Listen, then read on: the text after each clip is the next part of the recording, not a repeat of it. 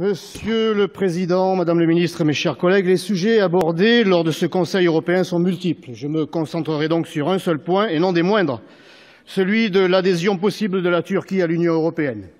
Car au-delà de l'enfumage médiatique et des déclarations d'un certain nombre de nos collègues parlementaires nationaux, la vérité que nous devons aux Français veut que les négociations entre la Turquie et les mondialistes de l'Union européiste vont bon train.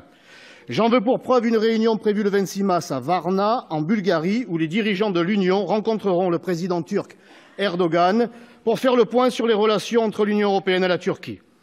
Nous devons normaliser les relations avec la Turquie, a soutenu le Premier ministre bulgare lors d'une réunion avec M. Juncker le 12 janvier à Sofia. Le président de la Commission européenne avait pour sa part déploré la détérioration des relations avec Ankara. Je le cite, « La Turquie s'éloigne d'elle-même à grands pas de l'Europe ». Cette rencontre de Varna veut permettre de renouer le dialogue, personne ne s'en cache. Elle doit nous permettre de partager nos points de vue sur la façon de faire avancer notre relation sur la base du respect mutuel et de l'intérêt commun, ont insisté M. Tusk et Juncker dans leur lettre au président Erdogan. Alors nous le disons, nous, au Front National, et nous sommes les seuls. Nous ne voulons pas renouer le dialogue avec la Turquie. Nous demandons, et ce depuis le début des négociations, l'arrêt définitif du processus d'adhésion de la Turquie à l'Union européenne. Pourquoi? Car, mes chers collègues, l'histoire, c'est avant tout la géographie. Prenez une carte du monde, vous aurez beau la présenter dans tous les sens, la secouer, la rouler en boule, déployez-la, la Turquie ne fera toujours pas et ne fera jamais partie du continent européen. Pourquoi? Car la Turquie islamique ne fait pas partie culturellement de l'Europe chrétienne. N'en déplaise aux talibans de la laïcité et aux marchands du temple, l'Europe, c'est avant tout un héritage helléno-judéo-chrétien. Pourquoi? Parce que la Turquie dictatoriale d'Erdogan ne fait pas partie de l'Europe démocratique. Depuis la tentative de putsch de l'été 2016, l'état d'urgence perdure en Turquie et il est bien évidemment un prétexte pour étendre la répression bien au-delà de la mouvance accusée d'avoir fomenté le coup d'État. Un rapport du Haut Commissariat de l'ONU en date du 20 mars dernier, dénonce les arrestations arbitraires et le renvoi de fonctionnaires. Les chiffres donnent en effet le vertige, 50 000 arrestations, dont 160 journalistes, 150 universitaires, 150 000 fonctionnaires ont été suspendus ou radiés. On ne compte plus les remises en cause de l'état de droit et de l'indépendance de la justice, un siècle après le terrible génocide arménien. Les Turcs continuent de persécuter les quelques communautés chrétiennes qui subsistent dans ce pays en pleine réislamisation, délaissant le patrimoine chrétien pourtant multiséculaire.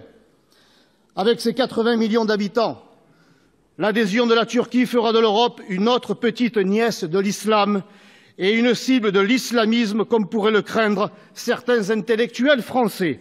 Cela aussi, je tiens à le dénoncer. Réduction du rôle du Parlement et concentration de ses pouvoirs entre les mains du président. Presse aux ordres, justice sous pression, opposition muselée, islamisme conquérant.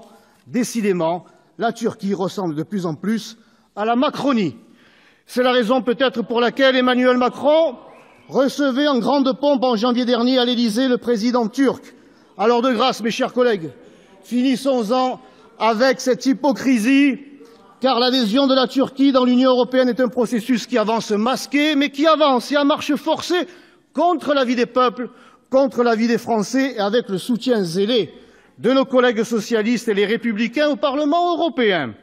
La Turquie, qui après avoir reçu 7 milliards d'euros de l'Europe, doit en recevoir 6 de plus dans les 3 ans à venir, et ce, en échange de la maîtrise des flux migratoires, comme le veut un accord funeste signé en mars 2016.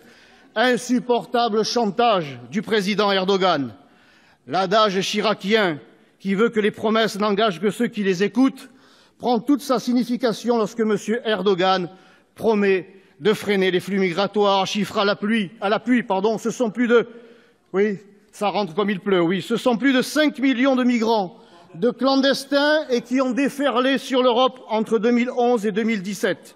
Et la Turquie continue d'être une terre de passage alors que le nombre de traversées de la mer Égée continue d'avoisiner les 5 000 mensuels. Alors, monsieur le ministre, madame la ministre, mes chers collègues, je vous le dis, pour des raisons géographiques, historiques, culturelles, politiques et démocratiques, non, définitivement non à la Turquie en Europe.